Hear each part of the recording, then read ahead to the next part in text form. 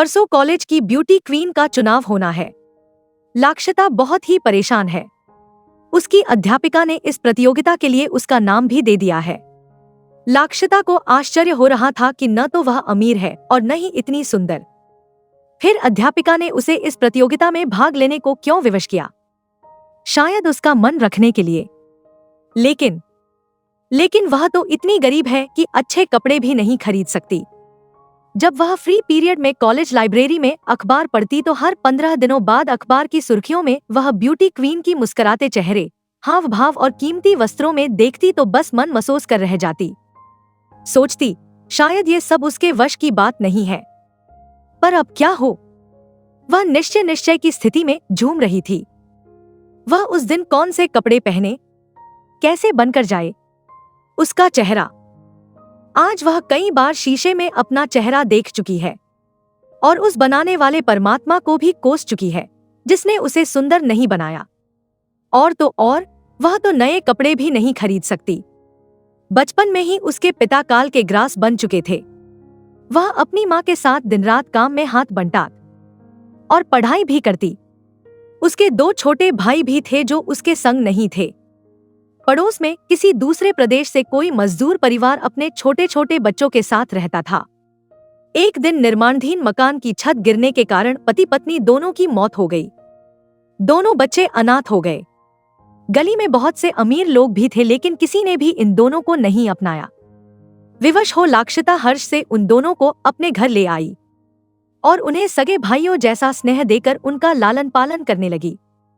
इस काम के लिए उसे और मेहनत करती पड़ती थी लेकिन वह किसी न किसी तरह संभाले हुई थी। अब वह इस प्रतियोगिता में भाग लेकर न तो पैसा ही खर्च करना चाहती थी और न ही अपना मजाक उड़ाना चाहती थी। पर अब क्या करे? लाक्षिता परेशान हो उठी।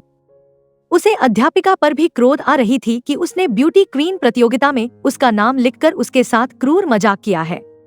उसे अपनी विवशता पर रोना आ रहा था। आज तक तो कभी उसने कॉलेज में लड़कियों के सुंदर कपड़े और खुले जेब खर्च से ईर्ष्या नहीं की थी।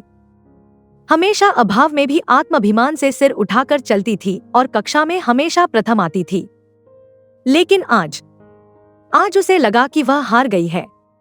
वह भाग नहीं सकती थी क्योंकि अध्यापिका का सख्त आदेश था कि कॉलेज के प्रिंसिपल नए हैं और एक बार जो नाम उनके पास भेज दिए गए हैं उनमें कोई परिवर्तन नहीं होगा।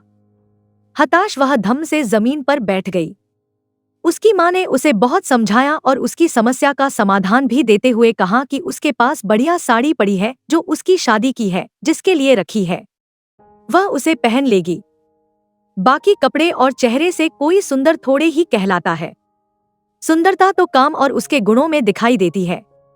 लाक्षिता ने अपनी माँ को समझाते हुए कहा कि माँ, नहीं सिर्फ अमीरी है, शारीरिक सुंदरता है।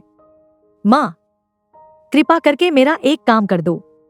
मेरी अध्यापिका से जाकर कह दो कि लाक्षिता की तबीयत ठीक नहीं है और वह 2-3 दिन नहीं आ पाएगी। लेकिन उसकी माँ ने कठोर शब्दों में कहा कि वह कभी भी झूठ नहीं बोलेंगी। आखिर उसने परिस्थितियों से निपटने का फैसला कर लिया। उसने अपनी शादी के लिए रखी साड़ी निकाली और प्रतियोगिता में भाग लेने के लिए अपने को तैयार करने लगी। आखिर वह दिन भी आ पहुंचा। धड़कते दिल से लाक्षिता ने ग्रीन रूम में प्रवेश किया, लेकिन यह क्या? ग्रीन रूम में उनको 10-12 सहयोगिनी थी जिन्होंने बहुत महंगे, आकर्षक डिजाइनर, अद्भुत लिबास पहने हुए थे। लाक्षिता को साड़ी में देख सभी ने नाक भौं सिकोड़ी। किसी ने बात तक भी न की, मानो अछूत हो।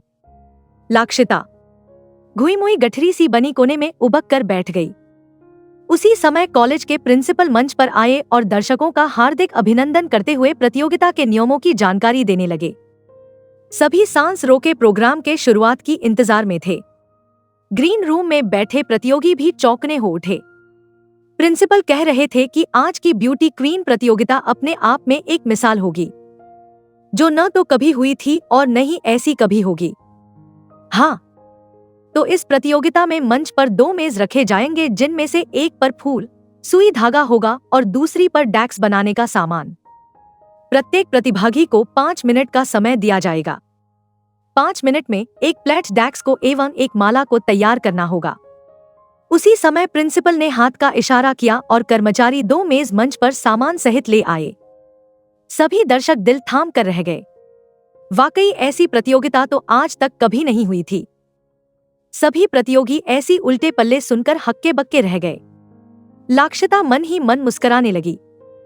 सभी ने हजारों रुपए खर्च करके अपने आप को सजाया संवारा था, लेकिन लगता था आज वे सजावट किसी काम नहीं आएगी। लगभग इसी समय प्रतियोगियों के नाम आने शुरू हो गए। ग्रीन रूम में हलचल सी मच गई। घोषणा सुनकर तो सभी और भी परेशान हो उठी थी। एक के बाद एक प्रतियोगी मंच पर जाने लगे, लेकिन निर्धारित समय पर कोई भी दोनों काम नहीं कर सका। किसी से माला पूरी नहीं बनी तो किसी ने सुई में धागा डालने में ही 5 मिनट लगा दिए। कोई अकेली डैक्स की प्लेट कर सकी तो कोई अधूरी माला। सभी मन ही मन प्रिंसिपल को कोसती हुई चली गई। आखिर लाक्षिता का ही नंबर आ गया। लाक्षिता के लिए यह कोई बड़ी बात न थी। घर में एक ही समय में उसे जल्दी जल्दी कितने ही काम निपटाने होते हैं। अतः उसने गर्मी में ब्रेड पनीर ढाला और साथ ही साथ माला तैयार कर ली। माला तैयार करते करते बीच में वह छंद भी चलाती जाती थी और 5 मिनट में माला और डैक्स की प्लेट लिए लाक्षिता खड़ी थी। सभागार तालियों की गड़गड़ाहट से गूंज उठा। परिणाम सामने था। प्रिंसिपल ने लाक्षिता का परिचय सभी को दिया। दर्शकों में लाक्षिता से प्रश्न पूछने की होड़ लगी हुई थी।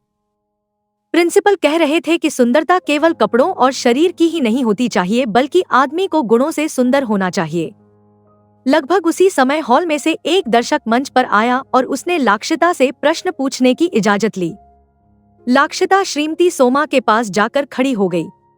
युवक ने पूछा, लाक्षिता जी, आपके परिवार में कौन कौन है?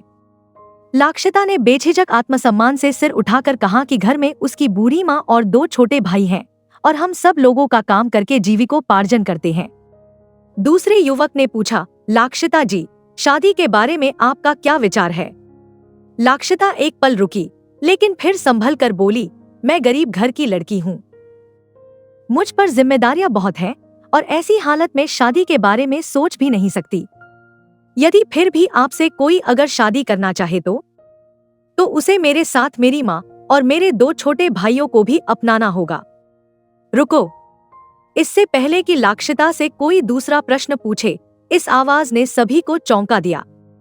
सभी उस अजनबी की तरफ देखने लगे। वह अजनबी डॉक्टर रमन था। उसने मंच पर आते ही लाक्षिता द्वारा बनाई हुई माला उठाई और लाक्षिता के गले में डालकर लिफ्ट शादी की घोषणा कर दी। सभी वाह वाह कर उठे। लाक्षिता की समझ में नहीं आ रहा था कि यह सब क्या हो रहा है। एक क्षण संभलने के पश्चात तो उसके आश्चर्य की ठिकाना न रहा। परमात्मा ने उसका दामन खुशियों से भर दिया था। आज उसे जिंदगी में पहली बार लगा कि सुंदरता केवल सुंदर वस्तुओं में नहीं, बल्कि सुंदर गुणों से आंकी जाती है। सभी दर्शक ऐसी अद्भुत प्रतियोगिता से प्रभावित हो अपने अपने नौढ़ों की तरफ बढ़ रहे थे। दोस्तों, आपको हमारी आज की ये कहानी कैसे लगी? हमें कमेंट करके जरूर बताएं। अगर कहानी अच्छी लगी तो वीडियो को लाइक करें और अपने दोस्तों के साथ भी शेयर करें। मिलते हैं अगली वीडियो में एक नई कहानी के साथ। धन्यवाद।